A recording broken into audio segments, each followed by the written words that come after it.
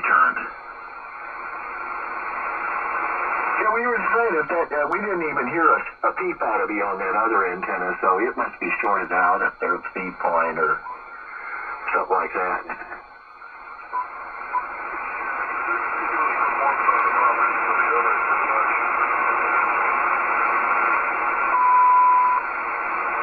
I got him at S3.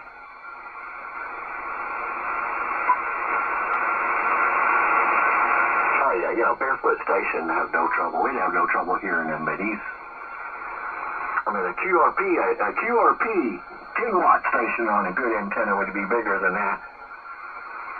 What did you say he was running, Raymond? He's on a 20-meter inverted V. Oh. Yeah, that explains it, doesn't it? Might not be a lot of RF circulating current. What do you think? You could use it if you did the Travis method, you know. Use big number 6 copper out to the antenna. Some open wire feeder made out of number 6 copper wire. Enough where you could carry the couple hundred amps you're going to need to circulate without losing any of it. Then that short antenna, you could force it to work. But you have to be able to circulate 50, 60 amps without losing anything. I don't think he likes his radio. How much room does he have, did he say?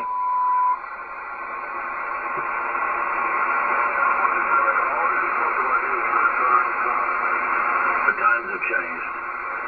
Remember back in the early 80s, I went to college, and the audacity to staple my 40-meter dipole around the entire above the doors of all my neighbors. That didn't work out too good. Well, right now your long antenna probably would work just fine. I think it's something wrong with it. It's shorted out up there at the feed point or your coaxial barrel connector or something. You just got it dead shorted it there somewhere. I mean, if you had like 100 and some odd foot dipole antenna up there with a good connection to it, and assume it was in somewhere in the ballpark, that thing would put out a lot better than what you're doing now on that 20-meter inverted V. Yeah, email address. Why don't you write down my email address, and I'll send you a link. You got a computer? You can run Discord on your computer? Yeah, just Romeo Alpha Yankee, RAY at N5LAX.com, and send me see if that goes through. Just send a blank email, and I can send you an invite key to get in our Discord. And we got a lot of antenna stuff in there, and you can ask questions and put up pictures and drawings and all that stuff. It's like a table that you can use to put your discussion material on, if you know what I mean.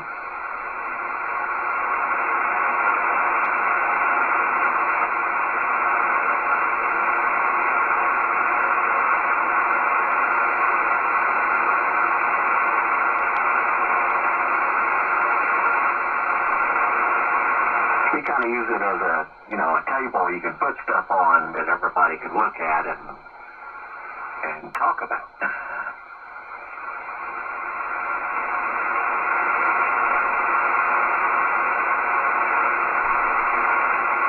Hey, Kevin. Yeah. See, Raymond is a nice guy after all. He's trying to help somebody. Nobody said he wasn't, but it's rare.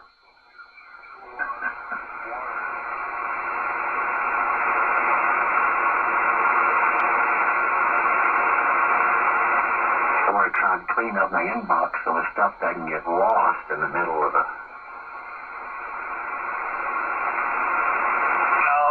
That's a front picture of his place. I mean, he's got a lot of space. I don't know if he owns a lot to the right, but if he does, man, he's got plenty of room to put up a full half wave if he wants to, or all kinds of stuff.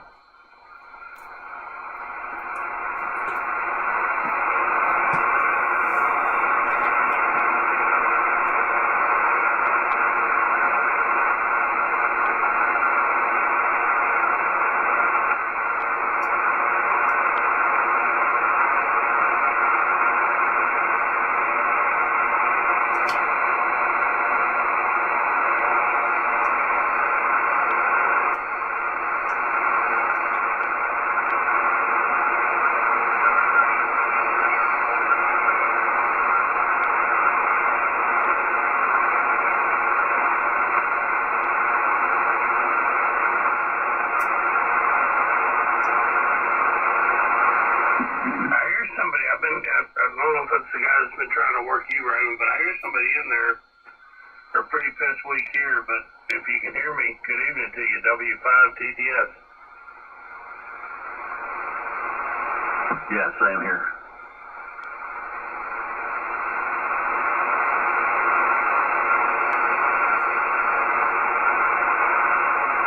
Did the guys on 25 go away? I think they have moved to 26, but, you know, the waterfalls, we don't see them there anymore anyway.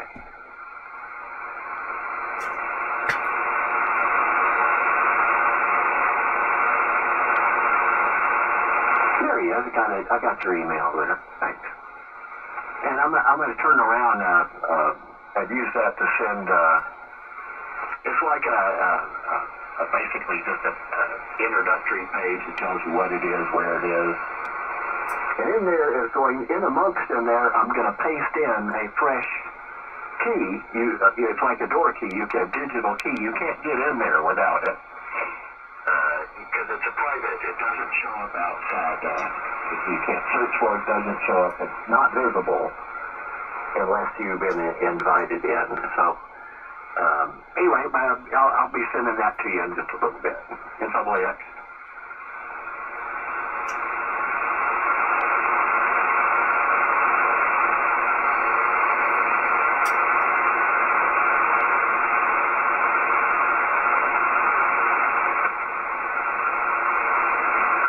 Randy, what are you working on?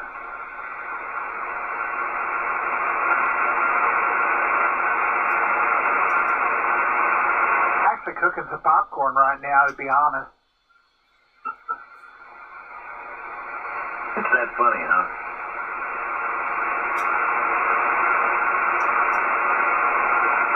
Was it the microwave kind, or did you actually, like, fry it?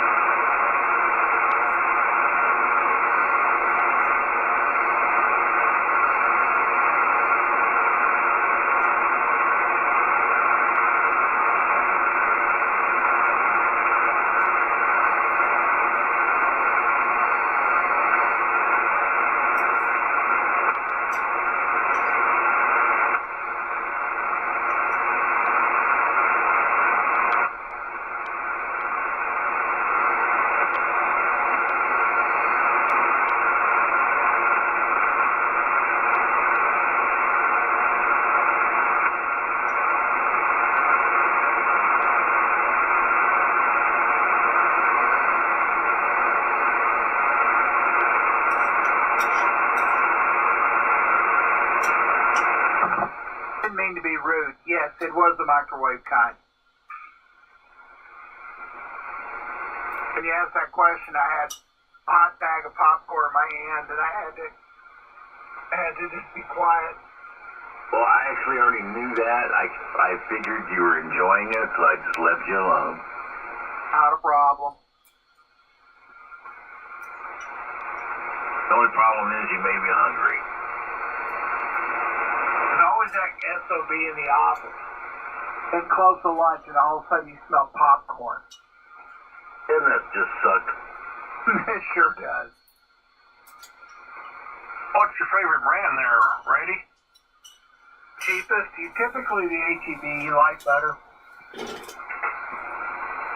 How about that? What is that? First Act or something Act? Back 3? There you go. I used to get that because I get it in bulk at Sam's, and I just got so many holes in it. And I don't know, I was going through Walmart one day, and it's like, man, that looks appetizing. I'll grab that, and I stuck it in there, and it said Oil Redenbacher. Man, I got through that box. I'm like, man, that sure was good.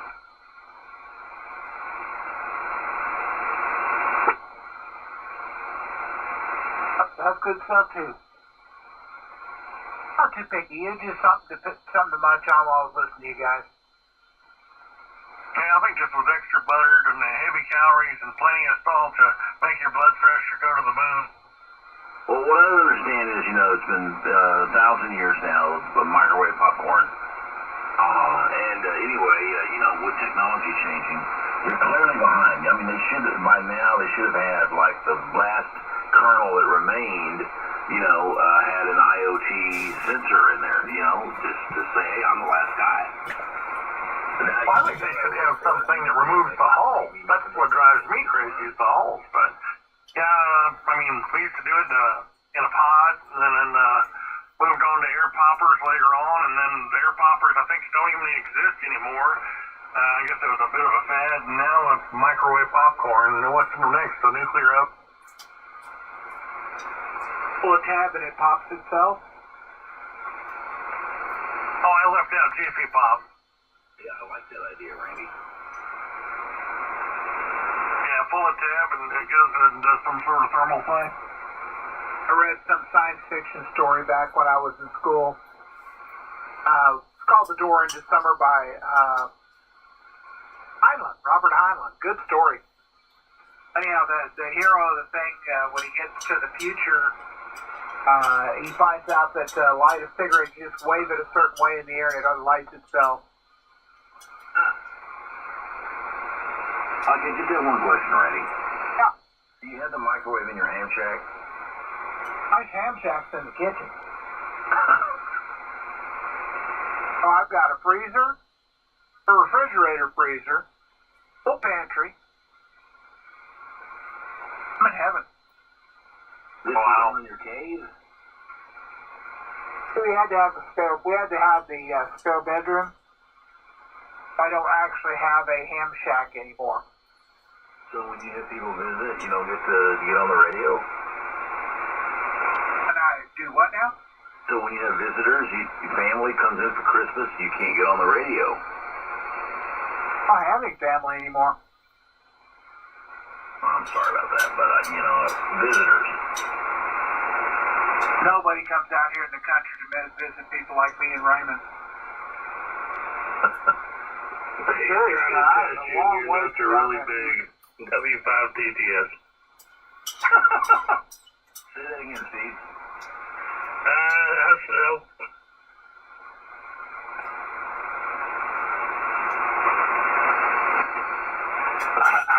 I second guessed saying it when I first said it.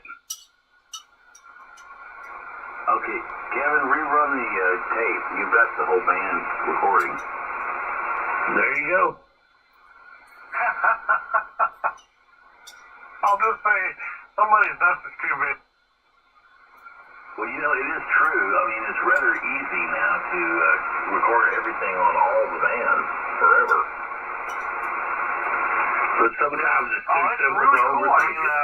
I think Flex started out with that as far as the amateur community goes, but when I got to play with the Flex, and I couldn't get it to work on the Anon, and then this fellow by the name of John out in California, we hooked up for 2 days, and I'm not kidding. I thought I knew a lot about the radio. Man, this guy with a new ham and already an extra. This guy just took me to places in Anon I knew about, but I had no idea. And we actually overloaded the computer that comes with the radio if you order with it. And I didn't order the little schlep one. I ordered the advanced one that's supposed to be more than the radio will ever need. Yeah, we exceeded what the CPU would do, and we actually had to back down on some of the settings. Isn't that sad? He was a Linux guy, no doubt, Apache. Oh, this guy does all kinds of stuff. But he was listening to myself and I think Paul, or maybe it was in Raymond one night. And he came in there and we were talking, and he's actually on the 3806 Discord. You'll see him over there on the side. That's his head up there. I think that's his head. Says John up there. He spells John J-O-N. Yeah, I've seen him. Okay, Dave, should be something in your inbox shortly.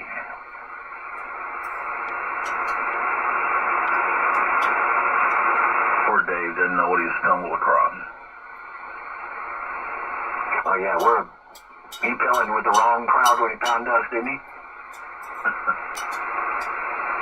What we ought to do is everybody turn the amp off for a while and let him see what 100 watts really sounds like, what he should be as far as what we should be hearing on him, which we're not.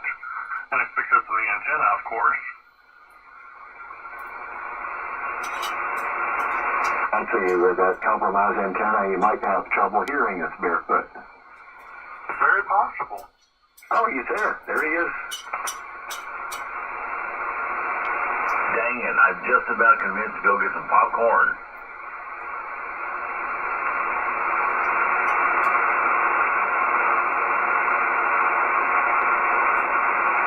Ella, this is AD5E at 100 watts. N5L, about 125. EB5 MXO 30 watts.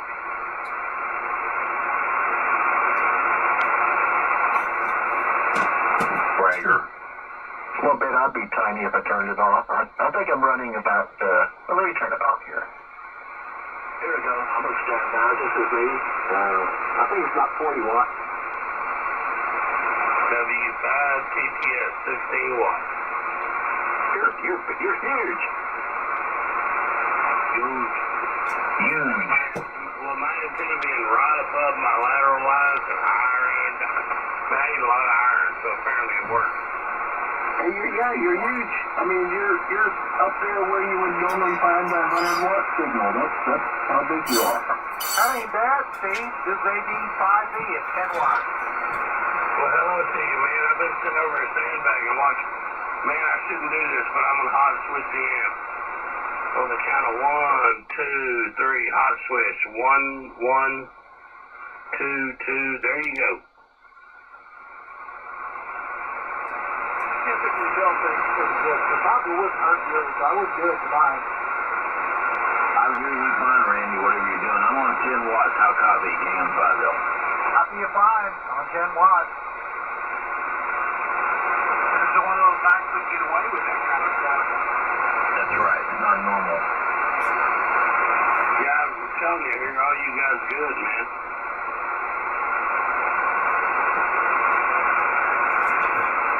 Yeah, MXO, you sound the same on 30 watts as you do on legal limit. All right, that's what it's supposed to do. Yeah, he's got enough room there. He could put up 160 meter double that if he wanted to, I think.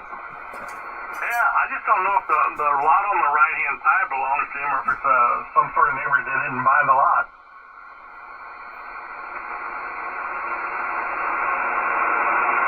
It looks like it's got a driveway right there where the two little arrows are. Like it may have been somebody that did have a house there at one time. Okay, it's that Kelman antenna that's broken. Oh, that must be an off-center fed wire, and the balun that feeds that thing is obviously blown up, I guess.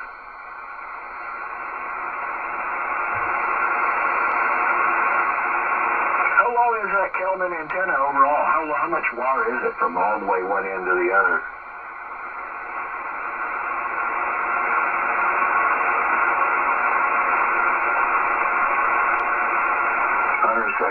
Feet, yeah. That's a little bit short for 160, and off the head I haven't done the math. That's like 3/4 wave on 75 meters. A little short for 160.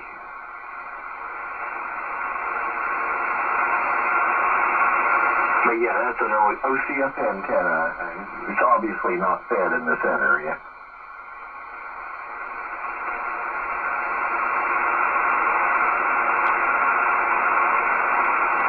Oh, it is center fed. Okay, well, it's shorted out there. It's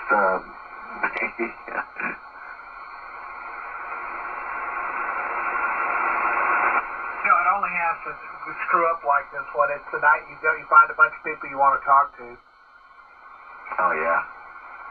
One night you're ready. Oh man, I want to talk to these. Oh crap, my antenna's shorted out. It happens every time. Don't feel bad, man.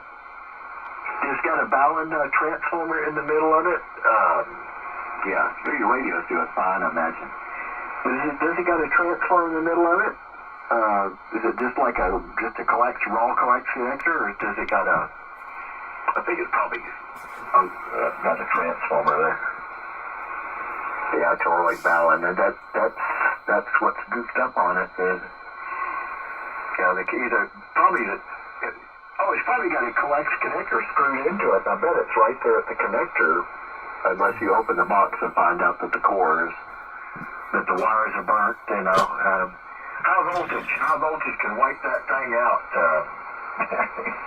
And yeah, even with 100 watts, you can get enough voltage to destroy it. But first I'd be suspicious of just the connector going into the little Talon.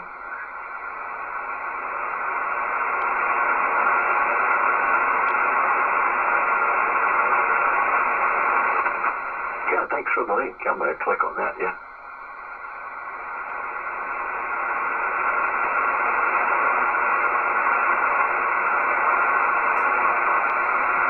Traps on it too.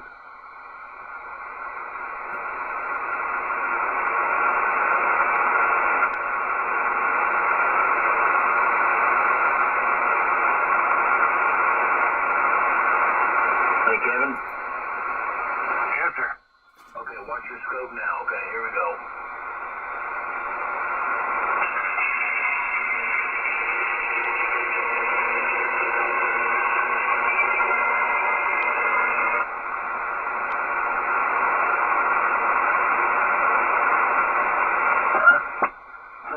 Question is, has Randy influenced me, or was that hail? I don't know. Would I have influenced you? That was probably with an apparatus. That is not a bad deal for that dipole right there, but that balun, I'd have to recase that. That clear plastic crap looks like it'd fall apart after the UVs hit it for a year or two. I'd put that in some kind of a NEMA enclosure or something. But looks like for what you get for $282, that's a better deal than what Alpha Delta will give you. Yeah, we're just not a fan of store-bought antennas. Well, like it or not, man, copper ain't cheap these days, and the profit margin is less and less, you know. And you can see they used a pretty decent-sized toroid in that balun there. It looks like a one. I think that's a 1-to-1 current balun there, the way it looks like it's wired. 2.4-inch toroid.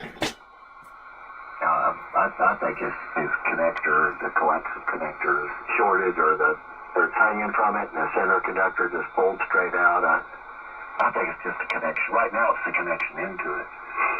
Yeah, durability going down the road.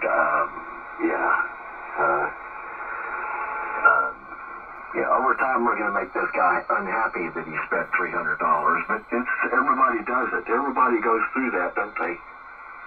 And we all did. Man, I built mine out of the same stuff you're seeing right there, and it's been up there for 5 years, and it's fine. The biggest problem I have is I used stranded wire, and when the tree gets to swaying, it'll break the wire. But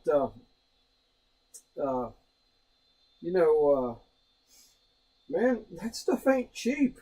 It ain't as cheap as it was back in the day, you know? I mean, I don't know. I just know what it costs to put up a decent dipole. It's $282 for one that's all pre-measured for you and all that stuff, and got everything in one shot. I mean, your time is worth something. That ain't a bad deal. You've always put a door spring on each end of your wire, and when the trees sway back and forth, at least you got something. You got a door spring. There's whole schools written on how to stop that. On mine, there's a loop up there, and the antenna goes down. It's held at the bottom by weight. Yeah, that works too.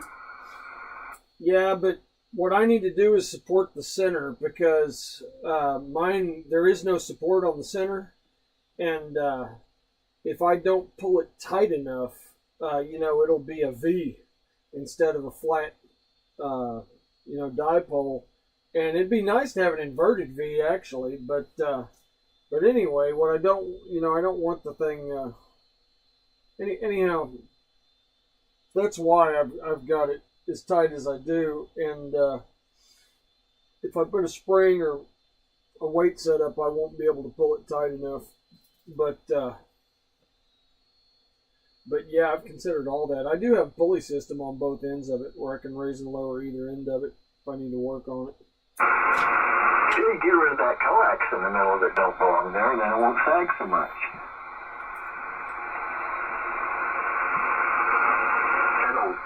Pedal 450 ohm twin lead don't weigh anything. It will, I mean, you can dangle a 1,000-foot spool underneath it that don't weigh nothing. Yeah, I'm just gonna get me a like a fiberglass mast or something to prop up the ballon that's in the center. Work better if you get rid of the coax instead.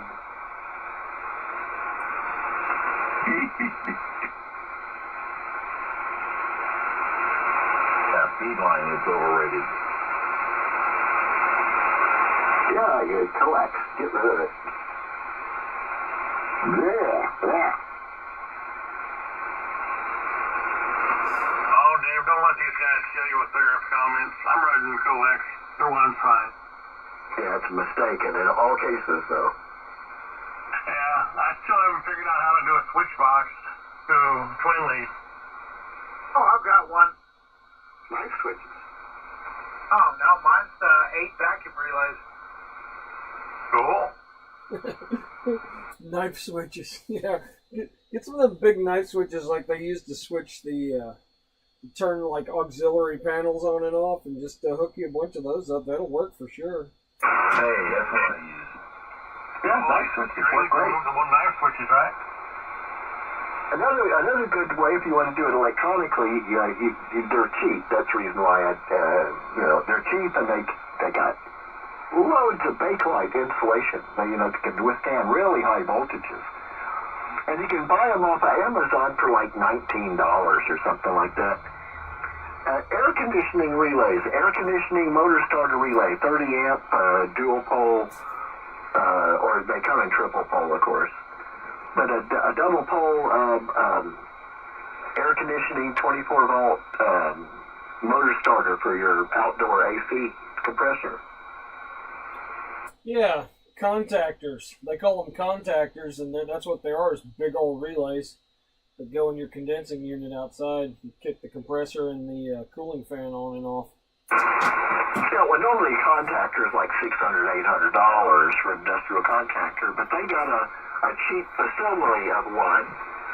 But it does have a lot of bakelite. I mean, it's air gapped on both sides, and it has to go through a lot of bakelite before it finds the frame of the relay, which means that you can put a couple thousand volts on it and it won't flash over, which is pretty nice. How big a AC unit you got that the contactor costs $600 or $800, man? That's a serious contactor. No, they go up several $1,000s. I'm talking about industrial, most industrial contactor. Go try to buy a square D motor starter, good for a 50 horsepower, 100 horsepower motor. I mean, they cost a fortune. I mean, just a little deaky one is like $600. Well, but the thing about it is, that little air conditioning relay has a lot of characteristics of a industrial contactor, in that it's got a lot of thick bakelite on it and really good insulation, like an industrial contactor. It's about the only inexpensive solution of the kind. Because everything else would cost a fortune to get the kind of insulation that you would get in a motor starter for an air conditioner. It's like a carve-out, the go-to place if you want a really high voltage capable relay. I mean, they're inexplicably cheap. Hey, Raymond, did you see the kid on YouTube that hooked up like 200 car batteries at the same time? Or maybe it was 100 car batteries. He hooked them in parallel. Hooked up 100 car batteries in parallel. And he was literally like vaporizing like pieces of 1-inch steel rod. He had so much current. I mean, it was like exploding, It was just unbelievable. It's one of the coolest videos I've ever seen. And man, he had to come up with this elaborate contactor that he made out of a log splitter to actually, engage the thing because it had just so much current. Oh, yeah. Imagine how much cable he had to run over there. Yeah, he had the thickest you could get, he had like quad odd or whatever the thickest one is, big around as your thumb, and he had just 20 of them in parallel, to carry enough current for each leg, for the positive and the negative. I just got some big welding cables. You should put that link on Discord. Yeah, I need to find it. It's on YouTube. Let me see if I can dig it up and put it up there. Yeah, that is the most entertaining thing I've watched in a long time. I don't know who that kid is, but he deserves to get a viral, monetization on that sucker.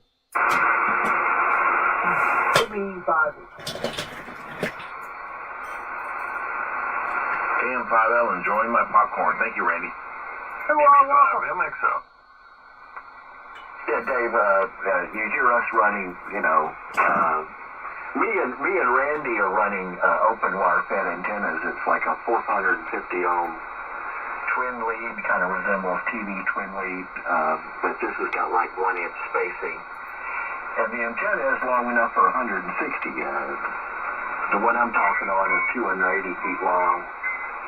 I forget how long you said. I don't think yours is to a good 280 feet. Yours a little shorter than that, Randy.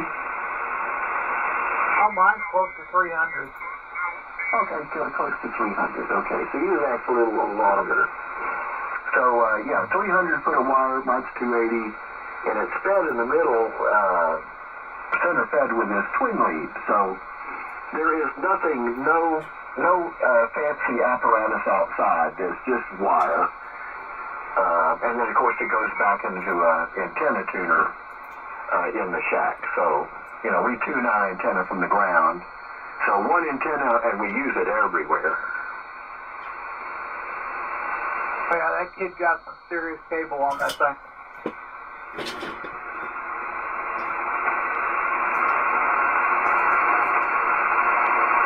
Doing that because he's monetized his YouTube, to get clicks. There was one time that YouTube in the early days made a lot of YouTube millionaires. That's true.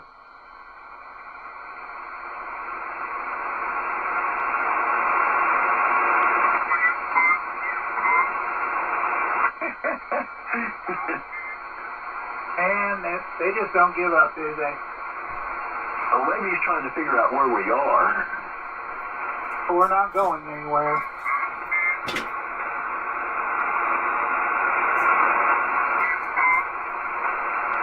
So anyway, the twin lead, as I said, it's like television twin lead. It's just a pair of parallel wires.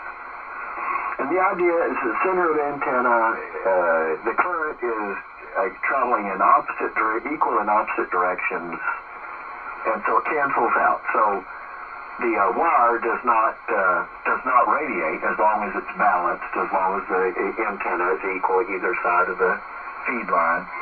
The current is flowing opposite directions on each side of it and cancels out. But the whole idea is that you can put really super high voltages across twin lead that you cannot do on coax, because you try to do that on coax, it's got all this capacitance, requires a lot of current to service the capacitance, which requires a lot of amperage, to service that, and the amperage isn't available, therefore the signal is gone. It's all consumed trying to charge that huge lumped capacitance in the cable. So when you try to put any voltage across it, whereas you can put 3,000 and 4,000 volts across twin lead, and it just doesn't matter.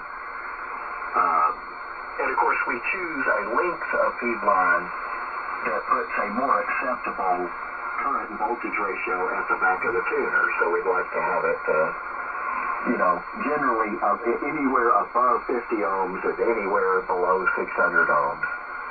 And we kind of tweak it around to get a happy medium so that we can use it on all bands and have a within range of the capability of the tuner to flatten it out.